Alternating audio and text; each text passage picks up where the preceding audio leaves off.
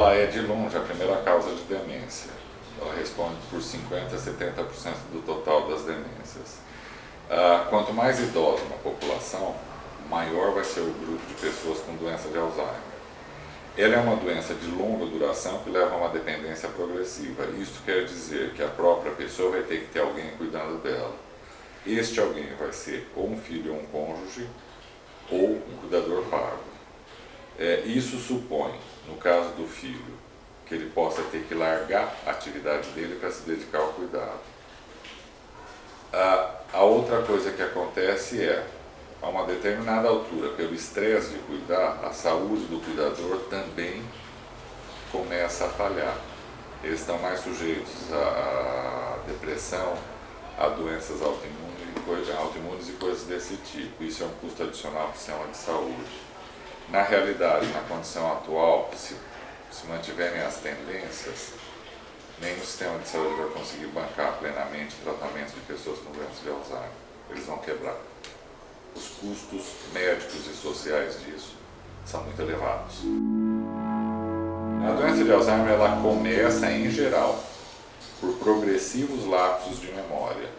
O problema até criança tem lapsos de memória, todo mundo tem uma vez ou outra. Então a primeira coisa seria assim, como é que você vai distinguir este lapso é a doença de Alzheimer e este outro não é? Uma boa medida seria assim, quando os lapsos começam a interferir nas atividades do dia a dia. O que eu estou te dizendo quando uma pessoa abandona uma atividade ou começa a fazer de uma outra maneira. Se você quiser um exemplo, uma pessoa que não precisava anotar recados e começa a anotar. Isso é uma interferência. Essa pessoa deveria ser avaliada. Não necessariamente ela tem doença de Alzheimer, mas é possível que ela tenha. Ela pode ter outra coisa, ela pode ter depressão, pode ter outra causa de demência, o que você quiser. Mas uma boa possibilidade é doença de Alzheimer. E ela precisa ser avaliada porque na doença de Alzheimer, quanto mais cedo você começa o tratamento, maior a chance de resposta. Uma coisa que se verificou na doença de Alzheimer, porque na verdade é assim, ninguém sabe o gatilho, eu queria deixar isso claro, ninguém sabe por que a doença começa. É possível que ela tenha mais de um gatilho inicial. Mas o fato é que existe uma alteração no metabolismo de duas proteínas no cérebro. Essas alterações, isso é mais recente, a partir aí de 2009, 2010, foi preciso verificar que essa alteração nas concentrações dessas proteínas pode ser detectada no líquor. E a partir daí foi possível verificar que você pode fazer o diagnóstico de doença de Alzheimer antes da demência. Você pode fazer isso numa fase em que a pessoa tem lapsos de memória, mas ainda está mantendo todas as atividades.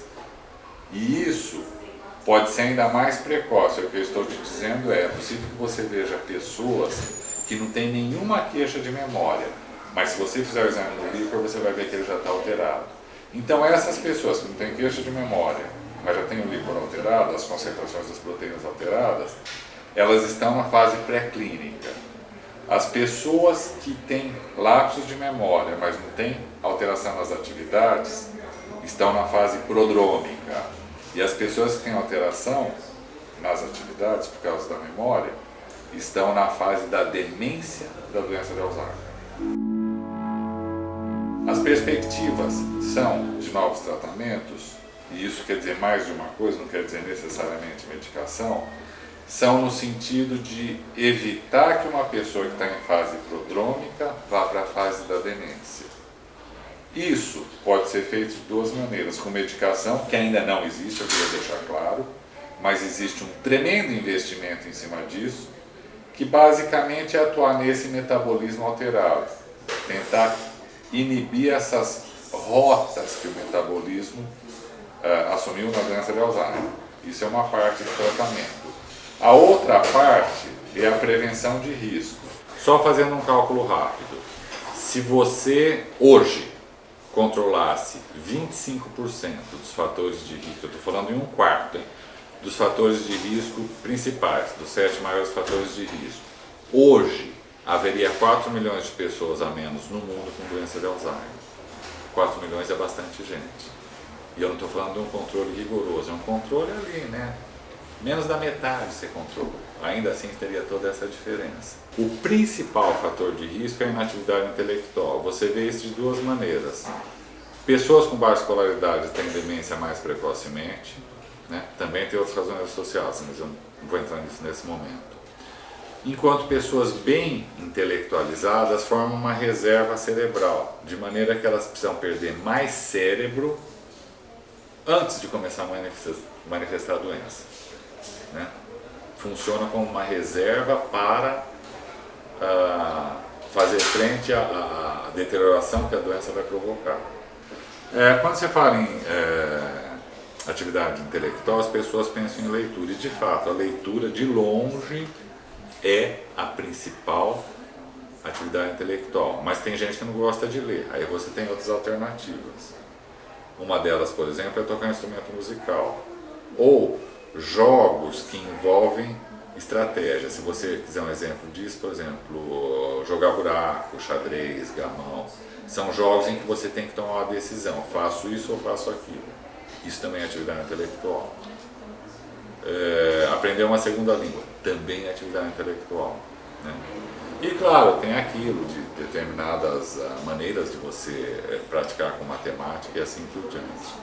Tudo isso é considerado atividade intelectual. O segundo fator de risco na hierarquia é a atividade física. O que você sugere é uma atividade física regular. E ela tem que ser regular ou ela não funciona. Depois disso vem hipertensão mal controlada, diabetes começando na meia-idade mal controlado, excesso de peso, tabagismo, depressão não tratada. Estas coisas, esses fatores de risco, se corrigidos, não vão evitar que a pessoa vá até a fase da demência da doença de Alzheimer, mas eles podem adiar bastante o início da doença, de tal maneira que a pessoa vai ter uma vida longa, morrer por outras razões, lá a partir dos 95 anos, sem ter passado pela demência. Então, o que nós estamos trabalhando hoje nós criamos um ambulatório exclusivamente para a doença prodrômica, com o objetivo de verificar que testes rápidos, que atitudes de intervenção replicáveis são possíveis no país. Então esse ambulatório está aí mais assim como um protótipo para estabelecimento de maneiras de abordar a doença prodrômica e também para chamar atenção para o problema. Para você ter uma ideia, esse ambulatório deve ser um dos poucos ambulatórios no Hospital São Paulo que precisa buscar pacientes. Em geral, os ambulatórios aqui eles abrem, em seguida todas as vagas estão ocupadas por pacientes. Tem uma demanda reprimida grande. Para o prodrômico a gente tem que procurar ativamente, gente, porque o problema não é visto por ninguém, nem pela população geral, nem pelos profissionais de saúde. Mas isso precisa mudar. Para você ter uma ideia do que eu estou falando, a doença prodrômica começa a partir dos 50 anos. Então você tem que deslocar. Quando você fala em doença de Alzheimer, todo mundo pensa em idoso, em alguém com mais de 65 anos. Isso é verdade. Em geral, a demência da doença de Alzheimer começa a partir dos 65. Mas você tem a fase anterior. A fase anterior dura de 15 a 20 anos. Isso quer dizer que as pessoas começam a doença prodrômica em torno dos 50 anos. Para você ter uma ideia, nós fizemos já 2 vezes o mutirão da memória, que basicamente é convidar pessoas com mais de 50 anos a fazer um teste de memória, se elas acham que a memória delas não está muito boa.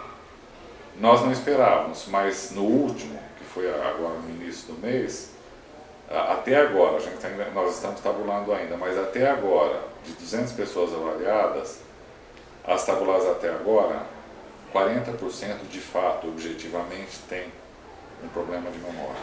O teste mostrou isso. Isso não quer dizer necessariamente que elas são prodrômicas, mas a chance é elevada. Então você veja que tem aí um hiato, né? Um campo sem assistência, e precisa ser adequadamente abordado. Isso é um problema porque eventualmente elas vão perder a chance de adiar a passagem para a demência da doença de Alzheimer.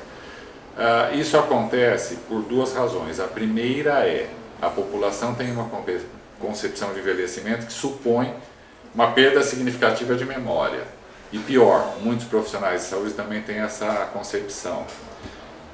O problema disso é mais barato você tratar alguém com doença prodrômica do que alguém com demência. Para vocês terem uma ideia, o custo hoje, por ano, do tratamento das demências no mundo é a módica quantia de 680 bilhões de euros. É isso. Vai ser difícil zerar essa conta. Então você tem que atuar na prevenção. Em alguns lugares, no Reino Unido e na Escandinávia, a taxa da doença de Alzheimer caiu. Era esperado que ela crescesse, essas populações estão envelhecendo, mas caiu. E caiu porque 20, 25 anos atrás começou a se tratar maciçamente os fatores de risco. Tem uma coisa curiosa aí que é, no início não foi pensando em doença de Alzheimer, foi pensando em eventos vasculares, na prevenção de infarto e de AVC.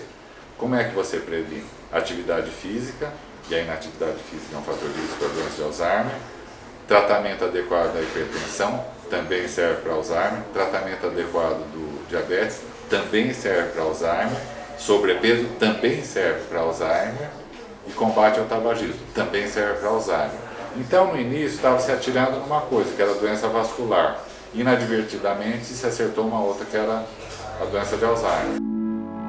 Tem uma coisa que seria ótima, que seria assim, aproveitar uma coisa já implantada, que é o Programa de Saúde da Família, PSF, que funciona em equipe. Nós temos um projeto de educação da equipe para o diagnóstico precoce. Então a ideia era, nós vamos educar, né, o agente sanitário, a enfermeira e o clínico. De tal maneira que o agente sanitário ele vai na casa da pessoa, ninguém está contando. Ele está vendo a pessoa como ela está em casa. Ele é quem tem mais condição de falar, não, aqui tem alguma coisa errada. Aí ele manda para a enfermeira foi treinada para refinar o que ele viu. A suspeita continua, ela manda para o clínico. E o clínico toma atitude. Nós temos esse programa pronto para a educação de equipes de saúde do Programa de Saúde da Família. Até agora nós não conseguimos implementar. E com toda a franqueza, uma parte da resistência veio dos clínicos, nas unidades básicas. Eles, para mim pelo menos, ou uma parte deles, vamos ser justos, claramente não querem atender gente que pode ter doença de Alzheimer. Eles querem mandar para o especialista. E aí, respondendo a sua pergunta, o sistema não tem neurologistas ou geriatras suficientes para atender todas as pessoas com demência. Isso vai ter que ser feito na rede básica, ou não vai ser feito, que é mais provável na situação atual. Esse é o problema.